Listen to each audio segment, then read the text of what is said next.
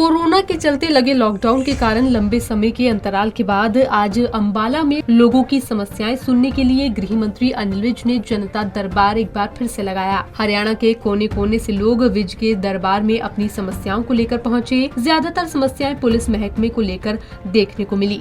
अनिल विज ने लोगों की समस्या सुनकर तुरंत मौके पर उचित कार्रवाई करने के आदेश भी दिए। अनिल विज ने मीडिया से बातचीत करते हुए कहा कि हरियाणा के सभी जिलों से आए लोगों की समस्याओं को सुनकर उन पर उचित कार्रवाई करने के आदेश दे दिए गए हैं और जिन भी विभागों के खिलाफ शिकायतें आई हैं उन पर भी कार्रवाई की जाएगी। कर रहे हैं सबके काम, जो जिस डिपार्टमेंट का जिस जिले से आया है उसकी कार्रवाई कर रहे हैं। आपको बता दें, अनिल विज के जनता दरबार में काफी भीड़ देखने को मिली। हरियाणा के दूर दराज इलाकों से लोग यहां पर अपनी समस्या को लेकर आए। एक पिता अपने बच्चे के भविष्य को लेकर काफी चिंतित दिखा और अनिल विज से गुहार लगाने पहुंचा।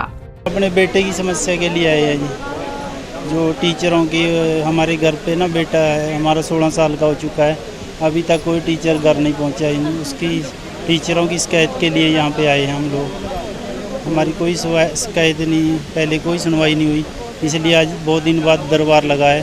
तो इस दरबार में हम अपनी आस रख के आए हैं कि बाबा जी हमारी दरबार में आज सुनेंगे तो हमारी जो समस्या है उसका समाधान होगा।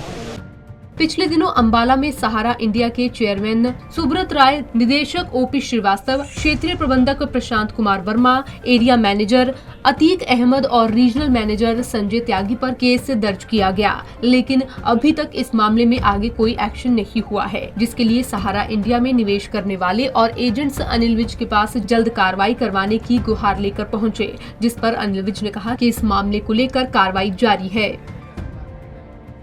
मैं सहारा इंडिया में काम करता था और करीब 3-4 सालों से पब्लिक का जो है पैसा वापस नहीं हो रहा सहारा इंडिया की तरफ से, और जिसके रिगार्डिंग हम लोगों ने अपना मंत्री जी से पहले मिले थे तो उनके रिगार्डिंग एसपी साहब और डीएसपी साहब के माध्यम से होते हुए एसएचओ अपना विजय कुमार जी के पास हमारी एफआईआर दर्ज हो चुकी है। लेकिन उसके आगे की क्या कार्रवाई हुई है, क्योंकि हम लोग हैं इनोसेंट पीपल, हमें नहीं पता। हमारा तो अपना एक सिंपल सा काम था पब्लिक का डिपॉजिट करना और उनको चेक देना, ठीक है। तो इसके रिगार्डिंग आया था ताकि आगे पुलिस प्रशासन जो है हमारा इस काम में मदद करे ताकि हम लोगों का पैसा दिलवा सके। और आम जनता है, गरीब लोग भी हैं, जिसमें गरीबी होते हैं, 10-20 रुपये का तकरीबन गरीब लोग का तबका ही है, तो उनको पैसा मिले और हम लोग भी इस चीज़ से अपना थोड़े फ्री होएं। और क्योंकि हम लोगों के ऊपर भी एक गाइडलाइन तो आई जाती है कि हाँ भी आप लोग थे, हाँ सर हमें बहुत उम्मीद है, उसी उम्मीद के हाल लिए आज हम यहाँ पे आए थे, क्योंकि जहाँ तक का मैटर था एफआईआर तक का वो तो हो गया, थैंकफुल है हम उस चीज़ के लिए। लेकिन आगे की क्या कार्रवाई है उसका भी हमें कुछ नहीं पता लग पा रहा कि क्या है। नहीं, कार्रवाई हो रही है उनको। अब ऐसा जो इकोनॉमिक ऑफेंसेस होते हैं उसको सभी प्रकार से उसको अध्ययन करना पड़ता है और अध्ययन करने के बाद ही कार्रवाई होती है।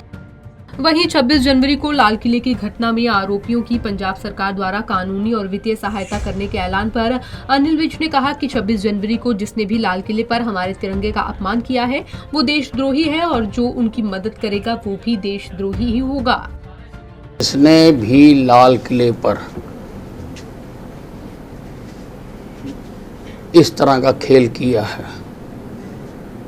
हमारे तिरंगे का अपमान किया है, वो देशद्रोही है और जो उसकी मदद करता है वो भी देशद्रोही है।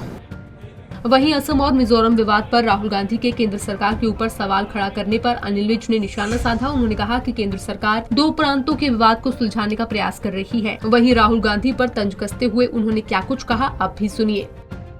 देखिए, पूरी तरह से केंद्रीय सरकार 2 प्रांतों का जो विवाद है उसको सुलझाने की कोशिश कर रही है और राहुल गांधी जी को तो सब कुछ ही उजड़ा हुआ गुलशन है, रोता हुआ माली नजर आता है।